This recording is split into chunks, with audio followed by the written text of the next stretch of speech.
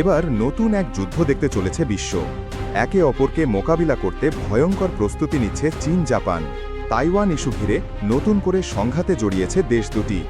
এই আবহে আন্তর্জাতিক জলসীমা ওকিনামা দ্বীপের কাছে টহলে থাকাকালে জাপানের F-15 যুদ্ধবিমানকে নিশানা করে J-15 যুদ্ধবিমান ফায়ার কন্ট্রোল রাডার তাক করেছে চীন। এর মানে চীনা ফাইটারের পাইলট মিসাইলের সুইচ চাপলেই ধ্বংস হয়ে যেতে পারে জাপানি F-15, এমন অভিযোগ করেছেন জাপানের প্রতিরক্ষা মন্ত্রী Shinjiro Koizumi. Here today, I would like to report on the incident involving a Chinese military aircraft directing its radar at a self-defense forces aircraft. এই ধরনের রাডার তাক করার ঘটনা সম্ভাব্য হামলার ইঙ্গিত দেয়। জাপানের প্রধানমন্ত্রী সানায়ে তাকাইচি বলেন, শান্ত ও দৃঢ়ভাবে প্রতিক্রিয়া জানাবে তার দেশ। এ ঘটনায় পাল্টা বিবৃতি দিয়ে জাপানের বিরুদ্ধে ভুল তথ্য ছড়ানোর অভিযোগও এনেছে চীনা নৌবাহিনী। জাপানি প্রতিরক্ষামন্ত্রী শিনজিরো কোইজুমি জানান, শনিবার চীনের J-15 যুদ্ধবিমান দুইবার জাপানি যুদ্ধবিমান F-15 জেটের দিকে ফায়ার কন্ট্রোল রাডার তাক করে। তবে এতে কোনো ক্ষয়ক্ষতি বা হতাহতের ঘটনা ঘটেনি। ঘটনাটি নিয়ে বেইজিংয়ের কাছে কঠোর প্রতিবাদ জানিয়েছে টোকিও। এ ঘটনার পুনরাবৃত্তি রোধে তাৎক্ষণিক ব্যবস্থা দাবি করেছে তারা। নিরাপত্তা বিশ্লেষকরা বলছেন, রাডার লক মূলত একটি প্রযুক্তিগত ব্যবস্থা।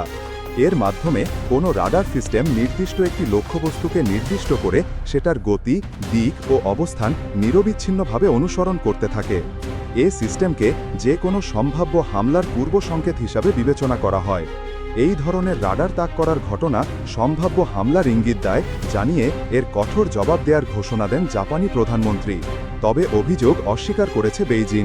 তাদের দাবি, জাপানের যুদ্ধবিমানই বারবার কাছে এসে তাদের পূর্বঘোষিত নৌমহড়া ব্যাহত করেছে, এমনকি চীনা যুদ্ধবিমানকে ঝুঁটির মুখেও ফেলেছে। এছাড়া জাপানের বিরুদ্ধে ভুল তথ্য ছড়ানোর অভিযোগও এনেছে চীনা নৌবাহিনী। ব্লুমবার্গ জানিয়েছে, এই ঘটনার মধ্যেই টোকিও সফররত অস্ট্রেলিয়ার প্রতিরক্ষামন্ত্রী রিচার্ড মার্লেস উদ্বেগ জানিয়েছেন। জাপানের প্রতি সমর্থন জানিয়ে জাপানের সাথে প্রতিরক্ষা এবং নিরাপত্তা সহযোগিতা আরও গভীর করার কথা জানান তিনি। অন্যদিকে জাপানের পাশে থাকার কথা বলেন জাপানে নিযুক্ত মার্কিন রাষ্ট্রপতি জর্জ গ্লাস। তবে বার্তা সংস্থা রয়টার্স জানায়, এ ঘটনায় নীরব রয়েছেন মার্কিন প্রেসিডেন্ট ডোনাল্ড ট্রাম্প ও অন্য জ্যেষ্ঠ মার্কিন কর্মকর্তারা। দক্ষিণ চীন সাগর ও তাইওয়ান ঘিরে সংঘাত বাড়াতে চায় না বলে জানায় ট্রাম্প প্রশাসন। সেই সঙ্গে মিত্রদের প্রতিরক্ষা সক্ষমতা বাড়াতেও সহায়তা করছে তারা।